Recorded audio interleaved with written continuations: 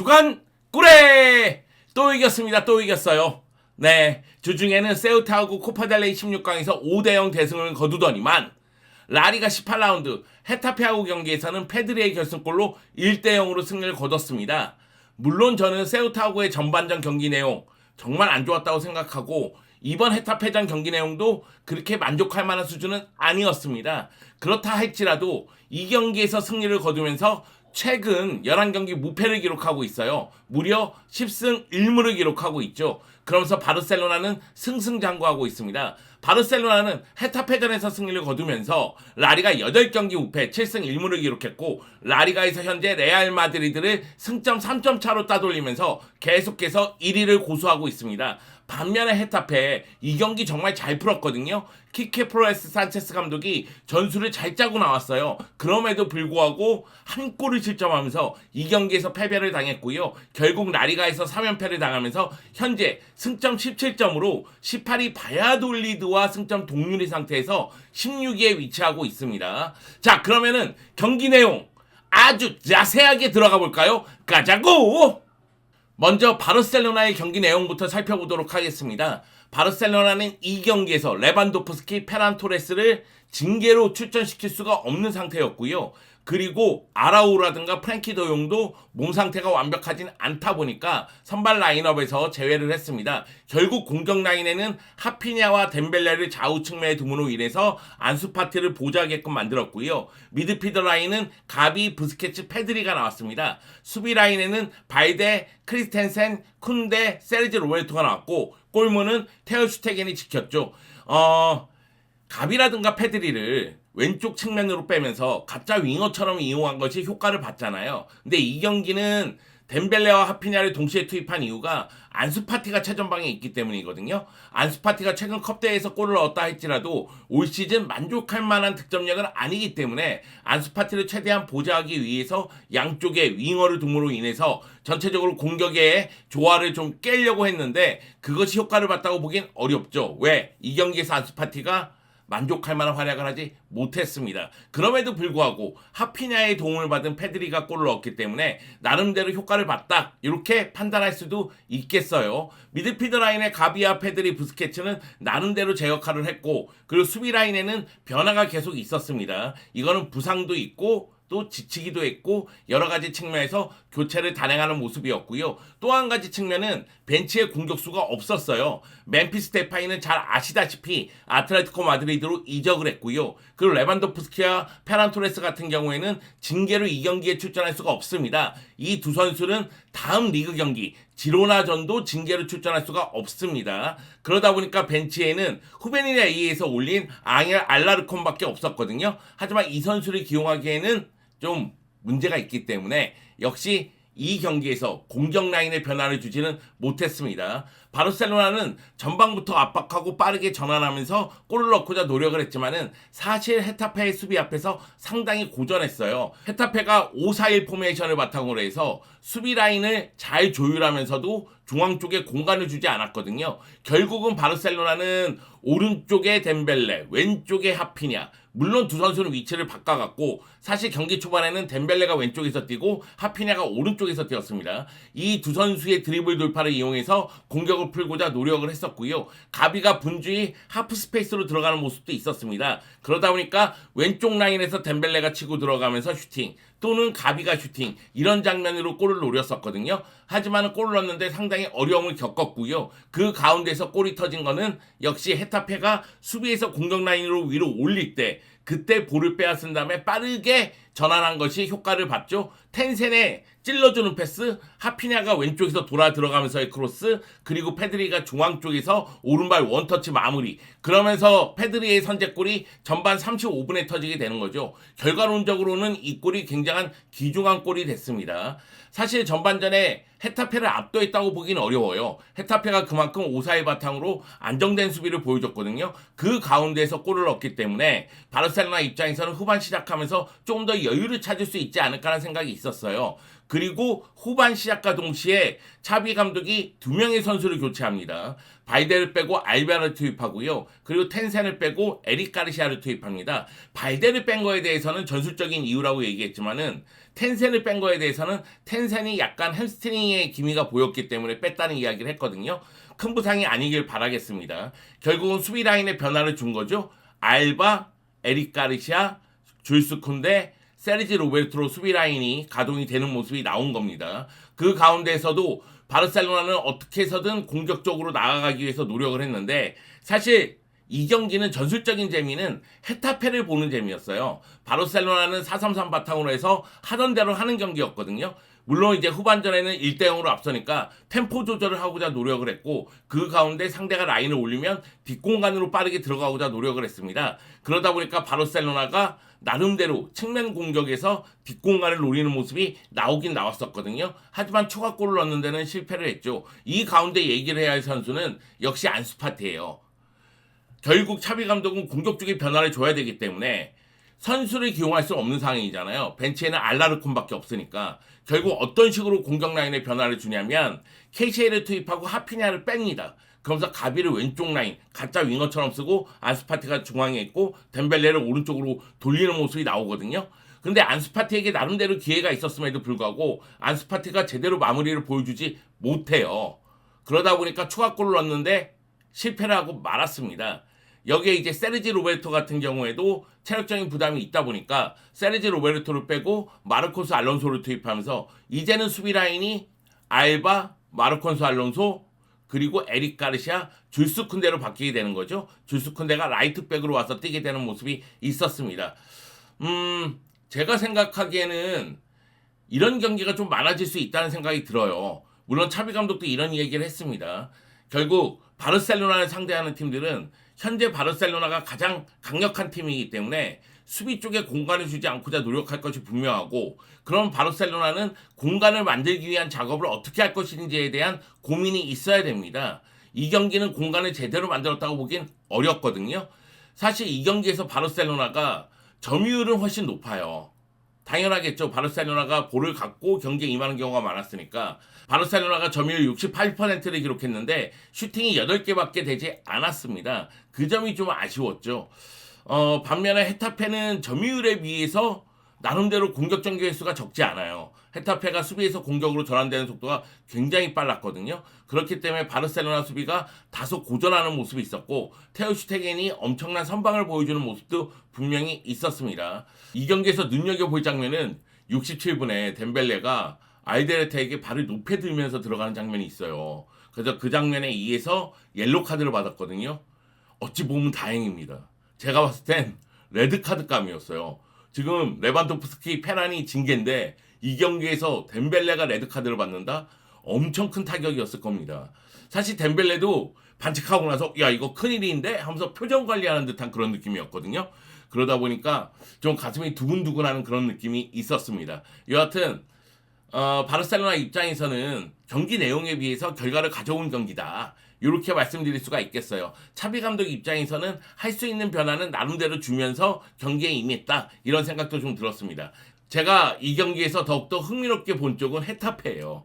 헤타페 같은 경우에는 무니르하고 아람바리가 지금 부상이고 주축 선수 중에서 막시모비치라든가 몇몇 선수들은 제 역할을 못하는 모습이 나오거든요. 그러다 보니까 키케 산체스 프로레스 감독이 3백을 바탕으로 해서 수비적인 전술을 쓰면서 빠른 역습을 추구하는 모습이 나옵니다. 물론 전체적인 팀 득점력은 떨어져 있는 상태죠. 그리고 이 경기에서도 결정력의 문제를 노출하기도 했습니다.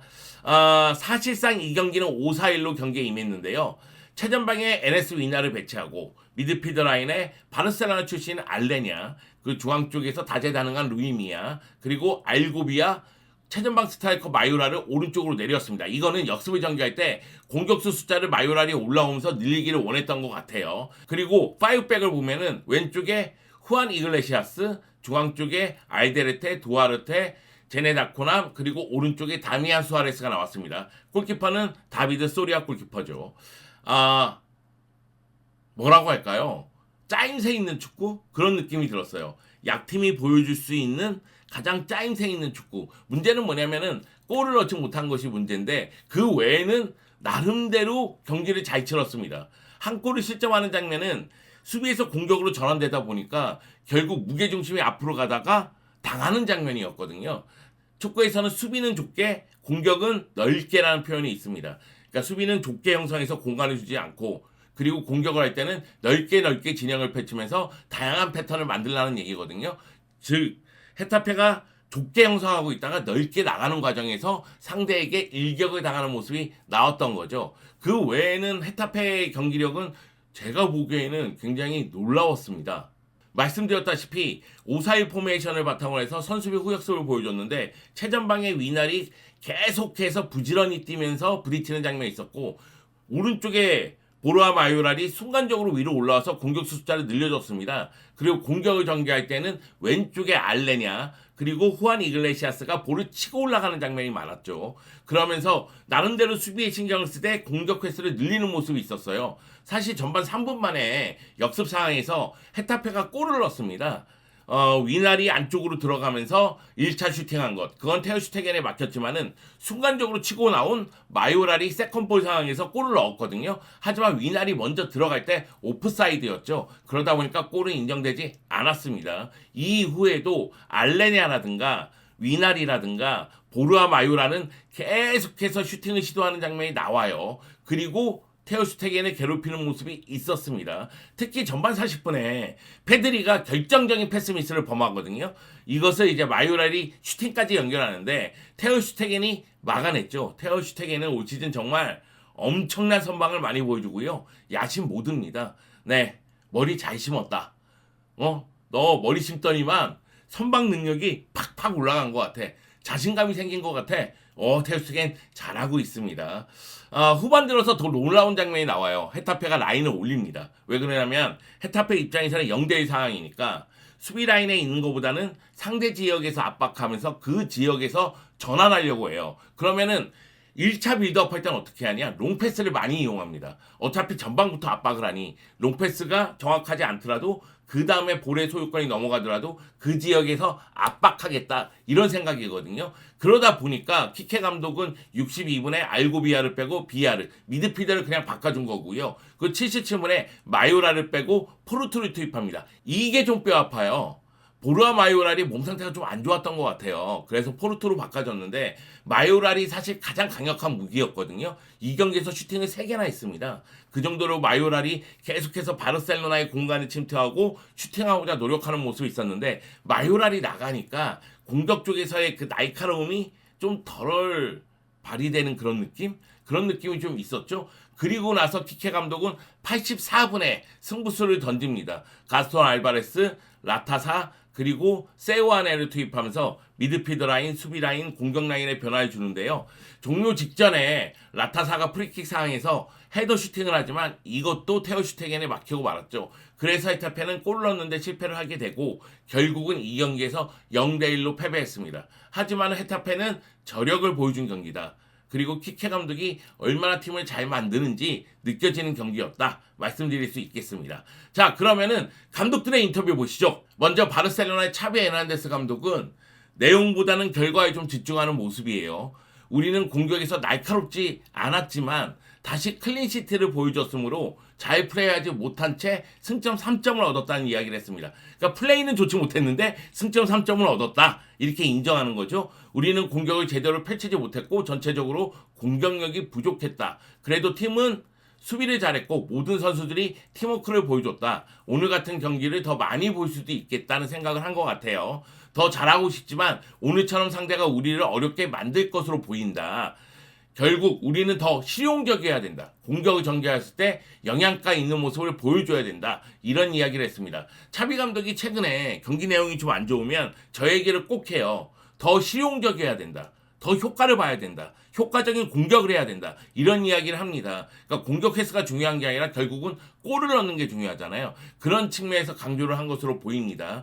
반면에 헤타페의 키케 플로레스 산체스 감독 같은 경우에는 패배했어도 만족하는 모습이에요. 패배했지만 마지막 순간까지 1위 팀을 괴롭혔다. 우리는 강팀을 상대로 하는 이런 스타일의 경기에서 득점하고 승리할 수 있다는 희망을 키워야 된다. 우리는 할 수 있다는 것을 보여줘야 된다. 이런 이야기를 했습니다. 우리는 꽤 잘 버텼다고 생각을 한다. 보르와 마요라를 교차시킬 수밖에 없었는데 이는 우리의 마무리를 더 악화시켰다. 이것은 우리를 아프게 만들었다. 그러니까 마요라를 뺀 것이 상당히 뼈 아팠다. 이런 이야기를 했습니다. 그래요. 라리가 우승을 하기 위해서는 경기력이 나빠도 결과를 가져오는 경기가 있어야 됩니다. 그리고 레반도프스키가 없잖아요. 레반도프스키가 징계로 못 나온 경기, 아틀레티코 마드리드 경기도 한 골로서 간신히 승리를 거뒀고 이 경기도 지금 한 골로서 간신히 승리를 거둔 거예요. 그런데 수비 쪽의 힘이 단단하기 때문에 결국 한 골만 넣어도 이길 수 있다는 자신감이 붙은 모습이에요. 물론 더 많은 골을 넣어야 되겠지만은 일단 결과를 가져가는 거에 만족하는 모습이 좀 나오고 있습니다. 자, 그러면 주목할 선수들로 넘어갈게요. 오늘은 3명이 아니라 2명만 얘기하겠습니다. 먼저 주목할 선수는 마르크 안드레 테어슈테겐 골키퍼입니다. 테어슈테겐은 올 시즌 공식 24경기에서 19골을 실점했습니다. 이 기록도 나쁘지 않지만은 라리가 기록을 한번 보세요. 라리가 17경기에서 6골 실점했거든요. 그 정도로 라리가에서는 수호신 역할을 톡톡히 하고 있습니다. 라리가 17경기 중에서 13경기 무실점이야. 그리고 6골 실점 중에서 3골은 레알 마드리드에게 허용한 골이에요. 그것을 봤을 때는 정말 실점수가 적다고 봐야 되겠죠. 그 정도로 놀라운 활약을 펼치고 있는 상황인데요. 헤타페전 기록도 좋습니다. 90분 풀타임 소화에서 선방을 3회나 했습니다. 물론 골키퍼다 보니까 패스 성공률이 그렇게 높은 편은 아니지만 그래도 76%, 롱패스 성공률이 38%, 볼터치를 34회나 했습니다. 올 시즌에 진짜 테어슈테겐의 야신으로 다시 돌아온 듯한 느낌이거든요. 리그 경기는 정말 대단해요. 물론 이제 강팀을 상대로는 실점수가 적지 않습니다. 바이에른 뮌헨, 인테르, 레알 마드리드 이런 팀들을 상대로는 실점수가 적지는 않지만 그렇다 할지라도 다른 팀을 상대로는 계속해서 단단한 수비를 보여주고 있다. 이렇게 말씀드려야 되겠고요.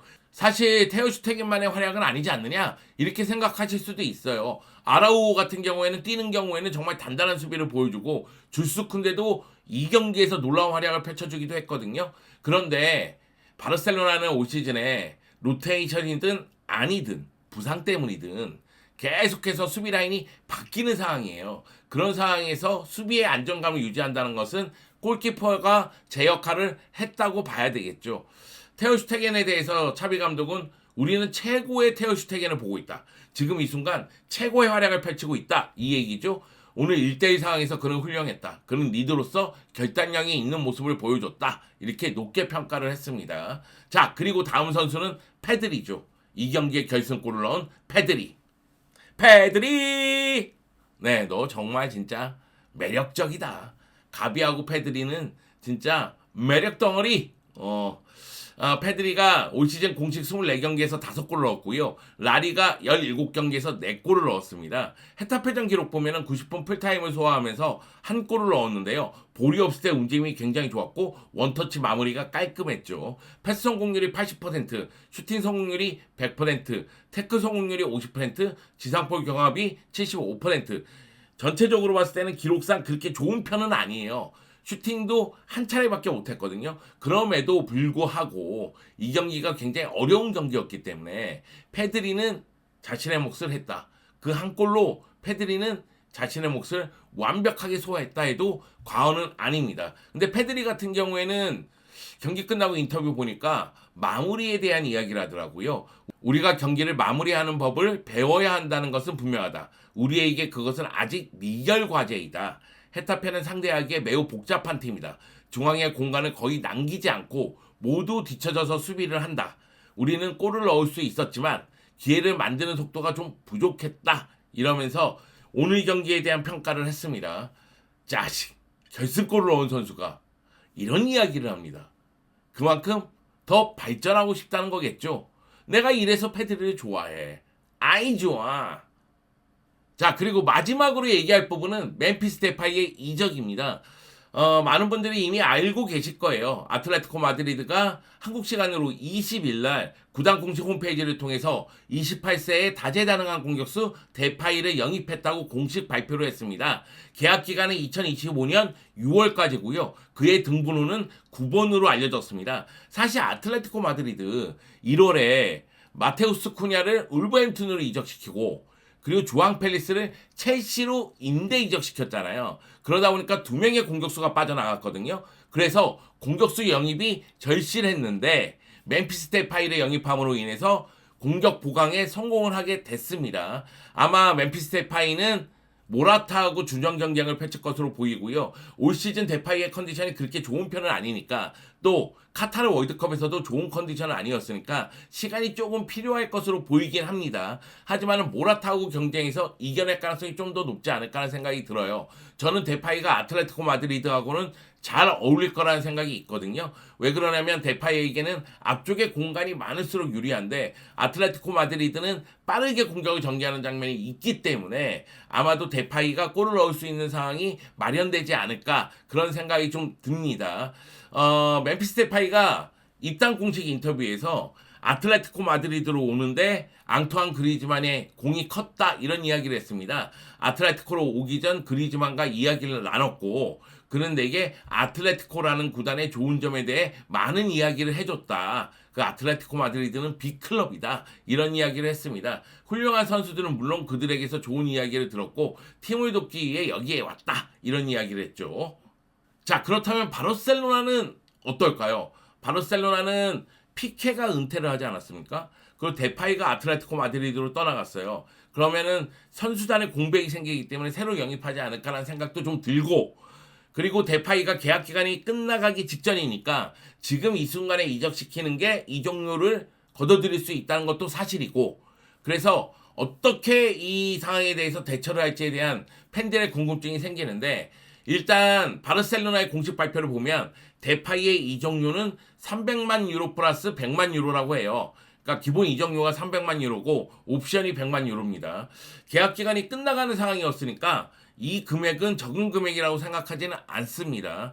여기다가 언론마다 이야기가 달랐었는데 바르셀로나는 야닉 카라스코에 대한 우선 구매 옵션도 보유하게 됐다는 이야기가 있습니다. 뭐 2천만에서 1,500만 유로 사이라는 이적료 얘기도 있었는데요.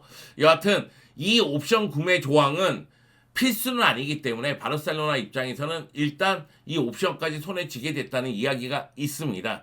자, 그리고 새로운 공격수를 영입할 것이냐? 새로운 전력을 보강할 것이냐? 한동안 곤살로 게데스하고 브로조비치 이야기가 있었는데 지금은 좀 들어갔고 곤살로 게데스는 벤피카로 가게 됐죠. 그래서 바르셀로나가 어떻게 겨울을 보낼지 좀 궁금하긴 한데 헤타페전을 앞두고 차비 감독 같은 경우에는 이 부분에 대해서 인터뷰를 했습니다. 먼저 데파이 이적 사항에 대해서는 데파이가 자신이 처한 상황이 불만족스러워서 이적을 요구했다고 해요. 그 결과 그의 이적은 이루어졌다. 나는 우리가 금전적인 소득을 올렸으므로 모두가 만족하는 거래를 했다고 생각을 한다. 이런 이야기를 했습니다. 데파이는 출전 시간을 위해서 떠나갔고 아틀레티코 마드리드는 공격수를 영입하게 됐고 바르셀로나는 현금을 손에 쥐게 됐고 뭐 여러 가지 이야기죠. 그러면서 모두가 만족할 만한 거래였다. 이런 이야기를 했습니다. 그러면서 새로운 선수 영입에 대해서는 약간 소극적인 태도를 보였습니다. 선수 영입을 하면 좋겠지만 상황을 돌아봐야 된다. 라리가 셀러리킵이라든가 FFP 룰 때문에 상황을 좀 돌아봐야 된다는 이야기를 했어요. 그러면서 우리 스스로를 강화할 수 있다면 더 좋다. 즉 우리 스스로가 더 발전할 수 있으면 더 좋다. 그 얘기는 더 이상 영입할 필요 없이 지금 상태로 힘을 발휘할 수 있게끔 만드는 게 더 좋지 않겠느냐. 그런 이야기를 하면서 서명할 수 있는 선수들과 서명할 수 있는지 확인하겠다. 솔직히 스쿼드를 향상시키는 선수의 이름을 말하자면 수준이 높기 때문에 겨울 이적 시장에서 그들을 영입하기는 쉽지 않을 것이라는 얘기를 했습니다. 이거 뭐 당연한 사실이죠. 그러니까 바르셀로나급의 선수를 영입하는 데 있어서 겨울 이적 시장에서 이들을 영입하는 데에는 어려움이 따를 것이라는 얘기죠. 그러면서 이대로도 난 만족한다. 이런 이야기를 했습니다. 그러면서 구단 측에 새로운 선수 영입에 대해서 요구한 것은 없다는 식으로 이야기를 하더라고요. 근데 상황은 좀 지켜봐야 됩니다. 이제 바르셀로나 입장에서는 전력을 어떤 식으로 보강을 할지 좀 지켜볼 필요성이 있죠. 이대로 겨울을 보낸다고 해도 이상하진 않지만 지금 라리가 우승 문턱에 있고 그리고 코파델레이에서도 좀 승승장구하는 느낌이고 이제 유로파 리그에서는 강적 메뉴를 만나니까 여러 가지 측면에서 전력을 또 보강하지 않을까 이런 생각도 좀 들기도 합니다. 멤피스 데파이가 떠나갔어요. 멤피스 데파이 잘가. 데파이야 지난 시즌은 정말 행복했단다. 특히 전반기는 너의 시간이었어. 물론 차비 감독이 오고 나서 출전 시간이 좀 부족했지. 그래서 이적을 생각한 것 같은데 난 이해한단다. 그런데 그리즈만 이야기는 다 믿지는 마. 나는 그리즈만이 다 솔직하게 얘기한 것 같지는 않단다. 그냥 나는 그런 생각이 들어. 네, 갑자기 영상 편지를 또 한번 날려봅니다. 자, 이제 바르셀로나는 소시에다드와 코파델레이 8강전을 치르고요. 그리고 나서 지로나와 리그 경기를 펼치게 됩니다. 소시에다드 전에는 지로나 전에 페란 토레스하고 레반도프스키가 나올 수 없기 때문에 아마도 출전하지 않을까. 소시에다드 전에요. 그러면서 소시에다드 전에 좀 집중하지 않을까 하는 생각이 드는데 소시에다드 최근 흐름이 나쁘지 않거든요. 바르셀로나 입장에서는 집중해야 됩니다. 그 경기 자칫 잘못하면 발목이 잡힐 수도 있어요. 그 경기 목요일 새벽 쿠팡 플레이에서 제가 해설합니다.